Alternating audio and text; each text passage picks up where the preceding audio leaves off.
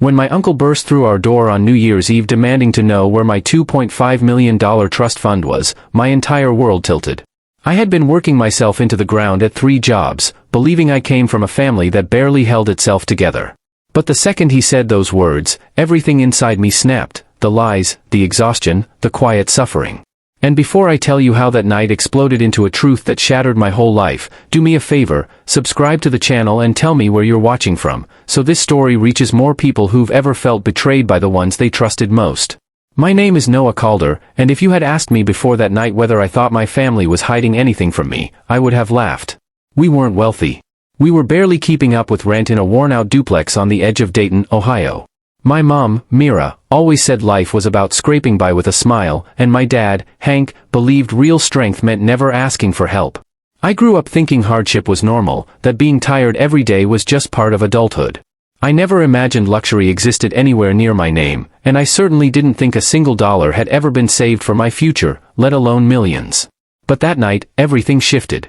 The living room was dim except for the soft glow of a thrift store lamp Mira loved. She had cooked a simple New Year's Eve dinner, roast chicken, potatoes, and a cake that leaned to one side because the oven never heated evenly. I had come home late from my shift at the gas station, my hands sore and my legs aching after delivering packages all day in freezing wind. Still, I tried to smile. I wanted to give them the benefit of the doubt, that maybe this year would be different. We sat together, eating quietly, and I lifted my drink halfway when the front door flew open. There stood my uncle, Raymond Calder, sharp suit, silver hair, eyes like a man who had come to settle a debt. He hadn't visited us in years. Not for holidays, not for birthdays, not even when my grandmother died. Yet here he was, stepping into our small home as if he owned it. "Noah," he said, voice cutting through the room, "how's that $2.5 million trust treating you?" My fork hit the plate with a metallic crack. My mind froze. The room shrank around me until I could barely breathe. "What trust?" I asked, my voice breaking. "I don't have anything. I've been working 3 jobs, I'm barely making rent."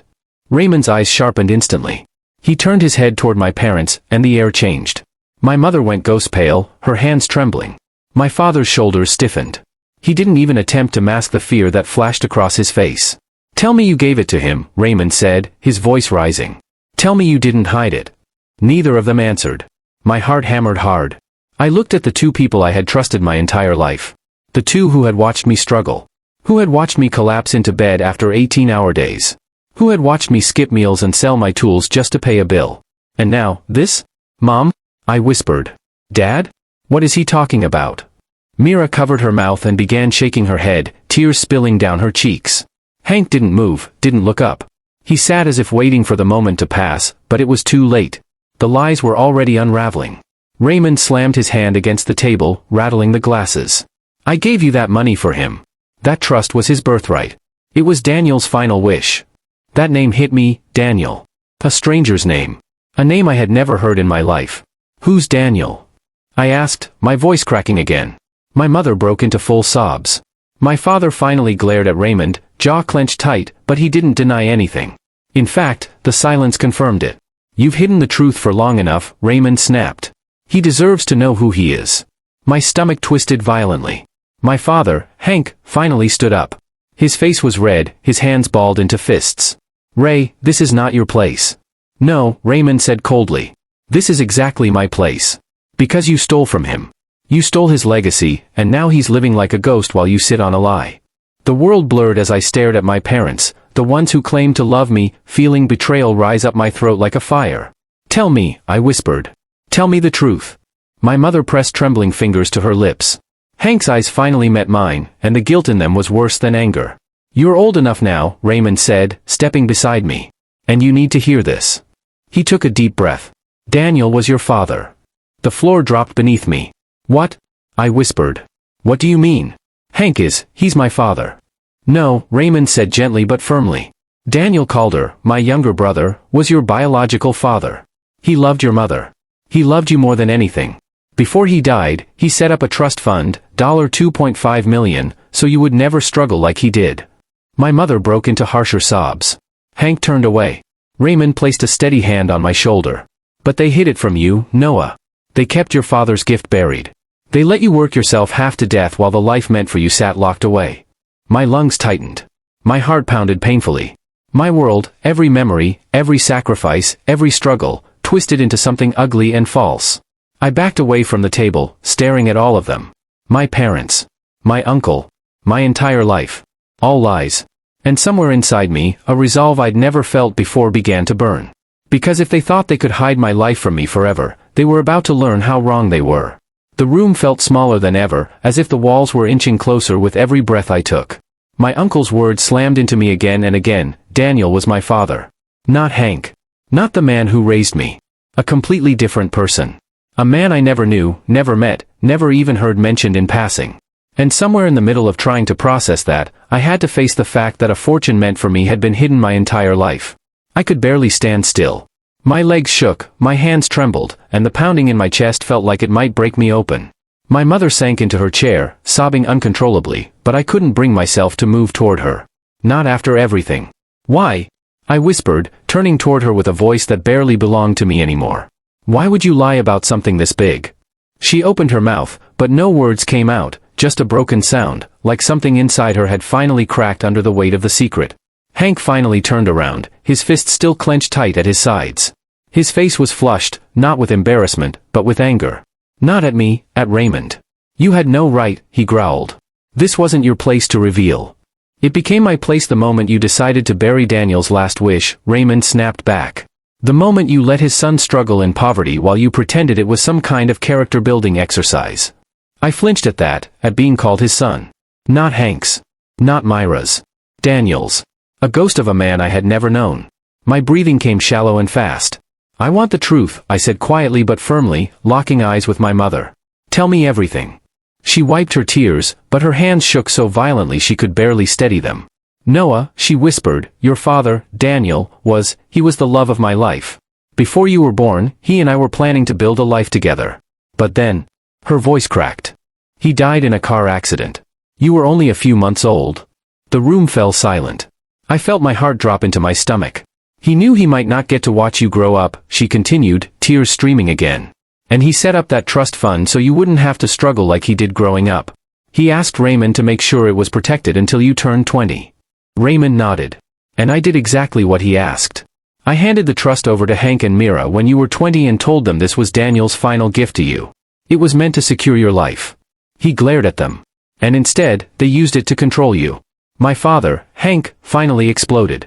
He needed to learn responsibility, he shouted. Not grow up spoiled by money he didn't earn. Daniel didn't know a damn thing about raising a boy. He threw money at problems. I gave Noah discipline. My vision blurred with rage. Discipline? I hissed, stepping toward him. You let me work myself into the ground. You watched me come home with bleeding hands and empty pockets. You watched me sleep in my car some nights when it was too late to drive home. You watched me suffer. I pointed toward him, my hand trembling. And you never said a word. He didn't look fazed. If anything, he stood taller, as though his iron conviction meant he was somehow justified. You grew stronger because of it, he said. Look at you, you can survive anything. His voice was calm. As if none of this mattered. As if the truth, that my real father had left me a future he stole, meant nothing. Something unraveled inside me. I turned to my mother. And you? I whispered, my voice breaking. Why did you agree to this? Why did you let him take everything Daniel wanted from me? Her tears fell harder. I was scared, she admitted. After Daniel died, I couldn't raise a baby alone. Hank promised to take care of us. He promised stability. He said the money would ruin you. That you'd grow up entitled and reckless. I wanted to believe him. I wanted to do what was best. She covered her face with her hands. I didn't know it would cost you everything. The words hit me harder than any slap. So this was it. My entire life, my identity, built on lies and fear. Raymond stepped closer. Noah, your father, Daniel, trusted me to protect that money until you were old enough to receive it. And I tried. But your parents cut me out. Blocked my calls. Moved without leaving an address. I couldn't find you until now. My pulse quickened. Until now? I repeated. Raymond nodded slowly. I received a notice from the bank, he said. The trust fund had been untouched for years, still in your name, still waiting. When I saw your parents weren't giving you a penny, I realized it was time. I felt a cold wave wash over me. So, the money is still there? Raymond looked me straight in the eyes. Yes, Noah. All $2.5 million. The room seemed to tilt. I reached for the back of a chair to steady myself. My father scowled, stepping forward. That money will destroy him, Hank snapped. He's not ready. He still has a lot to learn before he deserves. I don't need your permission, I shouted, my voice ricocheting off the walls. Everyone went silent. My chest heaved, and I felt something rising inside me, something fierce, something long buried. For the first time in my life, I wasn't scared of Hank's temper or Myra's disappointment. I wasn't the boy who stayed quiet to keep the peace. I wasn't the worker killing himself to prove his worth. I was Daniel's son. And I was done being kept in the dark. You don't get to decide who I am anymore, I said, voice steady despite the storm inside me. You don't get to decide what I deserve. You don't get to decide anything. Hank took a step toward me, but Raymond blocked him. No, Raymond said firmly. You've taken enough from him. I stared at them both, my uncle defending me, the man who raised me ready to fight to keep control. I took a slow, steady breath. Tell me everything, I said. About Daniel. About the trust. About why you lied. Every detail. Because starting tonight, I choose my own life. The clock struck midnight. Fireworks exploded outside in the cold sky. And inside that cramped living room, everything, not just the year, changed forever. The fireworks outside kept exploding, but inside that room everything went still, tense, and unbearably fragile. The weight of the truth pressed into my chest until it felt hard to breathe. I stood there, staring at the two people who had shaped my life with secrets, and the uncle who had cracked everything open.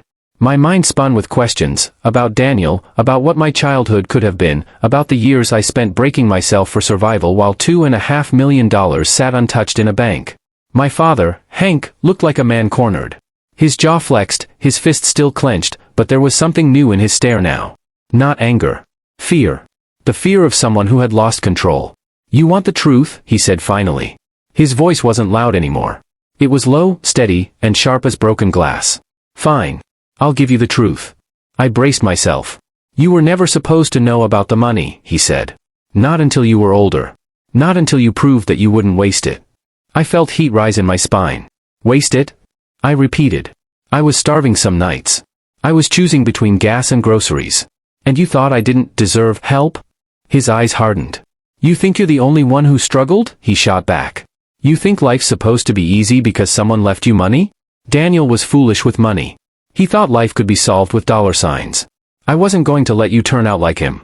My chest tightened painfully. How dare you talk about him like that, I said. You stole his chance to take care of me. You stole everything he planned for my life. Hank stepped forward, his voice bitter. I gave you discipline. I gave you direction. That trust fund would have made you weak. Anger surged through me. You didn't give me direction, I said. You gave me exhaustion. You gave me fear. You gave me silence. You watched me suffer and told yourself you were teaching me something. My mother sobbed harder at the table. Noah, she whispered, we didn't plan to hide it forever. We didn't want you growing up entitled. I shook my head, disbelief clawing at my throat. Entitled? I've never had anything. Ever. And you still kept the one thing that was mine. Raymond crossed his arms. And you let him work himself into the ground, he said coldly. You let him believe he had nothing, Marcus. Nothing. Hank's expression twisted. He needed to learn the world isn't fair. And oh, I said sharply. You taught me the world isn't fair. You made it unfair. My voice cracked, but I pushed forward. You watched me drown. You watched me collapse from exhaustion. You watched me sleep in my car, and you didn't lift a finger. That's not discipline. That's cruelty. My father's face reddened, but he didn't deny any of it. Raymond's voice cut through the tension. You kept him poor so you could control him, he said. You wanted him dependent on you. You wanted him afraid to leave. You stole his father's legacy because you wanted him to live the story you chose. Hank glared at his brother, but he didn't speak. Because it was true. Every single word was true. My hands trembled with adrenaline. A new understanding washed over me, a realization that I had spent my entire life chasing approval from a man who never cared whether I succeeded, only whether I stayed obedient. I swallowed hard. Where is it? I asked. My parents looked up slowly. The trust, I said. Where is it right now? Raymond answered before they could. It's still in the bank. In your name. Frozen, but accessible as soon as you sign a release form. I brought everything you'll need. He tapped the briefcase he'd placed on the counter when he arrived. My stomach flipped. It was real. It was happening. I didn't know whether to scream or cry or collapse. For years I'd imagined what even $1,000 extra would feel like. To suddenly learn I had millions waiting for me felt unreal, like stepping into someone else's life. But the weight of the betrayal still crushed my chest. My mother stood, her voice shaking. "Noah, please, we didn't want to hurt you. We thought we were doing the right thing." I looked at her, really looked. Her small, trembling frame. Her eyes swollen with regret. Her hands shaking as they reached toward me. She seemed smaller than I had ever seen her. But I couldn't move toward her. "Not yet. You should have trusted me," I said quietly. "You should have told me the truth. You should have let me decide who I wanted to be." Hank stepped closer. "You're overreacting," he said.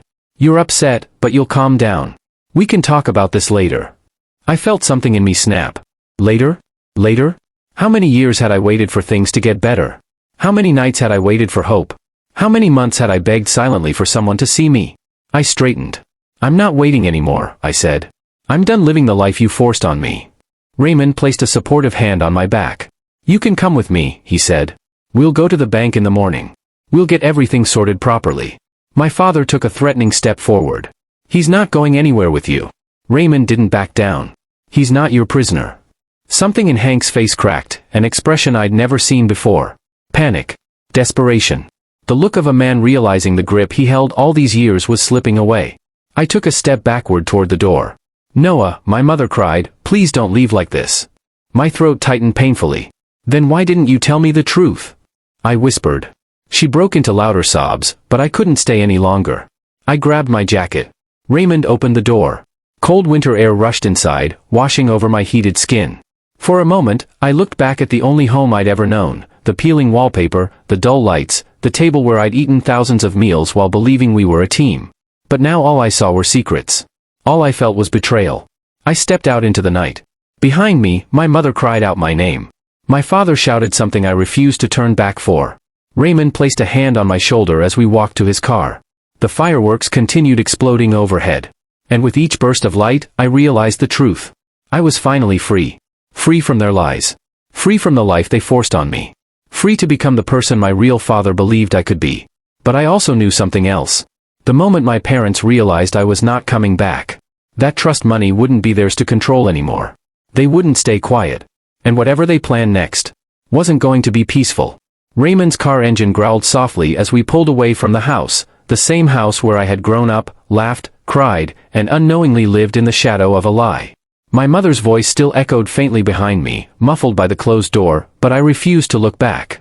If I did, I wasn't sure I'd have the strength to keep walking forward. The cold air outside bit sharply at my face, but it grounded me. For the first time in my life, I was stepping into uncertainty not because I was forced to, but because I chose to. Raymond kept his eyes on the road as we drove through the quiet neighborhood. Snowflakes drifted slowly from the sky, melting against the windshield, the wipers sweeping them aside like clearing away old memories. "You did the right thing," he said finally. My throat tightened. "Then why does it feel like I just ripped myself in half?" He sighed deeply. "Because betrayal hurts, Noah. Especially from the people you never expected to betray you." I didn't respond. I stared out the window instead, watching streetlights flicker by in long streaks of yellow. Each one reminded me of nights I drove alone delivering orders until dawn, unaware a fortune with my name on it sat untouched. "Did you know?" I asked quietly. "Did you know they were hiding it from me all these years?" Raymond hesitated. "I suspected," he said slowly. "But I didn't have proof." Marcus always dodged the topic. "He claimed you didn't want the money, that you wanted to work for your own future. But I knew your father, Daniel, never would have believed that." My heart twisted painfully at the mention of his name. "What was he like?" I asked. "My real father." Raymond's expression softened in a way I had never seen before. "He was the best of us," he said. "Smart, kind, generous to a fault. Your father had a heart big enough to fill a room. And when he learned your mother was pregnant? I'd never seen him happier." I swallowed hard, blinking away the burn in my eyes. "He planned everything," Raymond continued. "He wanted to give you a life he never had. He saved every penny. He made investments. He set up the trust before you were even born." A small, shocked laugh broke from my throat. "And Marcus just hid it." Raymond nodded slowly. "He took advantage of your father's death. And your mother, well, she was grieving. Vulnerable. He convinced her that telling you would spoil you. She believed him. Or maybe she just needed someone to make decisions for her when she wasn't strong enough." I felt a surge of conflicting emotions, anger, pity, sorrow, disbelief. We arrived outside a modest hotel where Raymond had booked me a room for the night. The lobby was warm, filled with soft lamplight and the faint sound of a TV playing in the background. Raymond walked with me to the desk, spoke with the receptionist, then handed me a room key. "If you need anything, call me," he said. "Tomorrow morning, we go to the bank." I nodded silently. Raymond placed a hand on my shoulder, steady, reassuring. "You're stronger than you think, Noah. Daniel would be proud of you." When he left, I stood alone in the quiet hallway, the key cold in my hand. My chest felt hollow, but somehow lighter than it had in years. I entered the room, tossed my jacket onto the chair, and collapsed onto the bed. For the first time, exhaustion wasn't a punishment, it was simply the weight of truth settling into an unfamiliar shape. I didn't sleep much. My mind replayed every moment of that night, the shouting, the revelations, my mother's tears, the look on Marcus's face when he realized he'd lost control. I wondered if he was angry now. If he was pacing the house. If he was planning something. The thought sent a chill down my spine. Morning came quickly. I dressed and met Raymond in the lobby. He had coffee in hand and a thick file tucked under his arm. "You ready?" he asked. I wasn't. But I nodded anyway. We drove downtown to the bank. The building towered over us, glass gleaming in the winter sun. Walking inside, I felt completely out of place, like an imposter among people wearing expensive coats and polished shoes. But Raymond walked with confidence, and I followed. A woman led us into a private office. Papers were laid on the desk, legal documents, forms, identification verification sheets. My name was printed on everything. My name. Seeing it made my stomach flip. "This account," the woman said, tapping one of the files, "was established 25 years ago by Mr. Daniel Calder. It has remained untouched except for interest accumulation." She slid a sheet toward me. The number written across it made my vision blur. $2,500,000. Plus 25 years of growth. Plus investment returns. The total was higher, much higher, than what Graham had told me. I covered my mouth, the air leaving my lungs in a shaky breath. Raymond watched me, his expression warm. "He saved every penny for you," he said. "He wanted you to have everything he didn't." I felt tears burn hot behind my eyes, but I blinked them back. "I don't know what to say." "You don't have to say anything," he replied. "Just sign. Take back what's always been yours." My hand trembled as I picked up the pen. I thought of Daniel, my real father, imagining me grown, imagining me being taken care of. I imagined him trusting the people around me to protect his wishes. And I imagined how betrayed he would have felt to see how his gift had been hidden. I signed. When the final form was complete, the woman smiled politely. "Congratulations, Mr. Calder. Everything is officially under your control." It didn't feel real. But it was. When we left the bank, Raymond gave me a small smile. "Your life changes today." I nodded slowly, letting the cold winter air clear my head. But as we reached the parking lot, Raymond's expression shifted. He stopped walking and looked toward the road. "Noah," he said quietly, "don't react suddenly, but look near the entrance." My heart skipped. Slowly, I turned my head. A familiar car sat parked across the street. Marcus's car. And inside it, I could see him gripping the steering wheel, staring directly at me, his eyes burning with a mixture of anger, panic, and something darker. He wasn't supposed to know where we were. Raymond muttered under his breath. He followed us. My stomach dropped. Marcus wasn't done. He wasn't finished fighting for control. He wasn't letting me go. And the look on his face told me one terrifying truth. Whatever he planned next was not going to end with words. Marcus's stare from across the street pierced straight through the cold winter air. It wasn't the look of a concerned parent or a man grieving the collapse of his family. It was something far more dangerous, a look that said he had lost control, and he was willing to do anything to get it back. Raymond placed a steadying hand on my arm. "Don't approach him," he murmured. "Men like Marcus don't come to talk. They come to take." I swallowed hard, watching Marcus grip the steering wheel so tight his knuckles turned white. His eyes flicked between me and Raymond, sharp and full of accusation. "We should leave," Raymond said. "Now." We hurried toward the car, but before we could reach it, Marcus suddenly pushed his door open and stepped out, slamming it behind him. The sound echoed across the parking lot like a gunshot. "Noah," he barked. I froze. Raymond stepped slightly in front of me as Marcus marched toward us, his jaw clenched, his shoulders tense, his face twisted into something between fury and desperation. "You went behind our backs," Marcus hissed. "You let him," he jabbed a finger toward Raymond, "fill your head with poison. You think he's your family? He left you. I didn't." Raymond didn't flinch. "You kept his father's legacy locked away," he said. "You lied to him his entire life."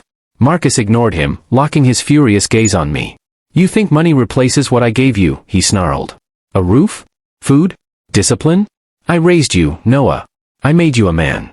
My voice cracked as I finally answered. You made me trapped. Marcus stepped closer. For a moment, I thought he might grab me. You're my son, he growled. Everything I did because you needed it. I'm Daniel's son, I said quietly. And you spent years trying to erase that. Marcus's nostrils flared. His breathing grew heavier. I could see the rage inside him spiraling with every second he realized I was no longer under his control. You owe me, he said through clenched teeth. I gave you 18 years of my life. I sacrificed for you. And you're going to walk away with everything while I get nothing. I shook my head slowly. I don't owe you what you stole. Raymond stepped fully between us now. This conversation is over, he said sternly. Walk away, Marcus. Marcus's face darkened dangerously. You think you've won, Noah? He snapped. You think taking the money makes you powerful? You're just a scared little boy who wouldn't have survived without me. A strange calm washed over me then. His words, once capable of crushing me, now passed through me like wind. He didn't know me anymore. He didn't control me anymore. I survived, I said softly, because I had no other choice. For the first time since I'd known him, Marcus hesitated. A flicker of uncertainty crossed his face. You're making a mistake, he muttered. No, I replied. You did. The silence that followed was heavier than any yelling could have been. Raymond gently guided me toward the car. Marcus didn't follow this time. He simply stood there, shaking, breathing hard, his world collapsing in front of him. The moment I closed the car door, I felt a wave of dizzying relief wash through me. I didn't look back as we drove away. I didn't need to. Raymond drove in silence for a long time, giving me space to breathe, to process, to let the emotional storm settle. Finally, he spoke. You handled that better than most people ever could. I exhaled shakily. I don't feel strong. He shook his head. Strength isn't the absence of fear. It's choosing truth even when fear tries to stop you. I looked out the window again. The winter landscape blurred past, the bare trees, the snowflakes landing softly on the glass, the rooftops dusted by frost. Everything felt new. Unfamiliar. Open. My father, I whispered. I never got to meet him. Raymond's tone softened. He would have been proud of you. The words struck deep, filling a place inside me I didn't know was still empty. Can you tell me more about him? I asked. Raymond smiled gently. Everything I remember. He told me about Daniel's laugh, loud and warm. His kindness, genuine and unwavering. His dreams, the kind that didn't revolve around wealth, but around creating something meaningful for the people he loved. He wanted a child more than anything, Raymond said. And when he found out your mother was pregnant, he cried. Happy tears. Said he finally had a reason to build a future. My chest tightened painfully. I wish I could have known him. You will, Raymond said. Through the life he gave you the foundation for. We drove back to the hotel, but standing outside, I knew I wouldn't stay there long. My life wasn't in that room. It wasn't in that old house either. It wasn't in the past. It was in the future I finally had control over. I spent the next days sorting through everything, the financial documents, the accounts, the trust. It was overwhelming, but not because of the money. It was overwhelming because every number, every paper, every signature represented one thing. Love I never knew I had. Grief for a father I never met. And betrayal from the parents I thought I knew. But also something else, a foundation to finally rebuild. When I returned to my childhood home one final time to gather my things, the house felt unfamiliar. Smaller. Shakier. As if it was no longer capable of holding me. My mother met me at the door. Her face was drawn, her eyes swollen from crying. Noah, she whispered. Please, can we talk? I paused. I don't hate you, I said quietly. But I can't fix what you hid. Not right now. Tears fell silently down her cheeks. She nodded, though the pain was plain in her eyes. Marcus appeared in the hallway behind her, saying nothing. His shoulders were hunched, his expression hollow. The authority he once carried so effortlessly had drained from him completely. You don't have to forgive us, my mother whispered. Just, don't disappear. I stood there for a moment, letting the weight of her words sink in. Then I took a slow breath. I need space, I said. Real space. And time to figure out who I am. She nodded again, her tears falling freely now. I stepped back, my bag over my shoulder, the cold wind brushing against my skin like a sign urging me forward. This time when I walked away, no one followed. I moved into a small apartment in another part of the city, using only a fraction of the trust. I didn't want luxury, not yet. I wanted clarity. I wanted to breathe without feeling someone else's shadow over me. In the weeks that followed, I met with Raymond often. He helped me navigate the financial world my father had prepared without knowing he wouldn't be there to guide me. And slowly, piece by piece, I built a life that finally felt like it belonged to me. A life shaped not by secrets or lies, but by truth.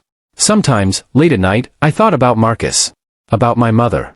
About the life I lived believing one story while another waited in silence. But whenever the pain resurfaced, I remembered something more powerful. I wasn't that powerless kid anymore. I wasn't the boy who worked 3 jobs because he thought he had no future. I wasn't a prisoner of someone else's decisions.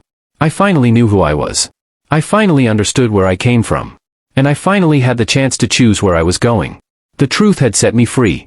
And nothing, not lies, not betrayal, not fear, could ever cage me again. If my story stayed with you, if any part of it made you feel something, then do me one favor before you go, hit the like button so more people can hear stories that remind them they're not alone. And comment where you're watching from so I know how far this story travels. Don't forget to subscribe to the channel, there are more real stories coming, and I want you with me for every one of them.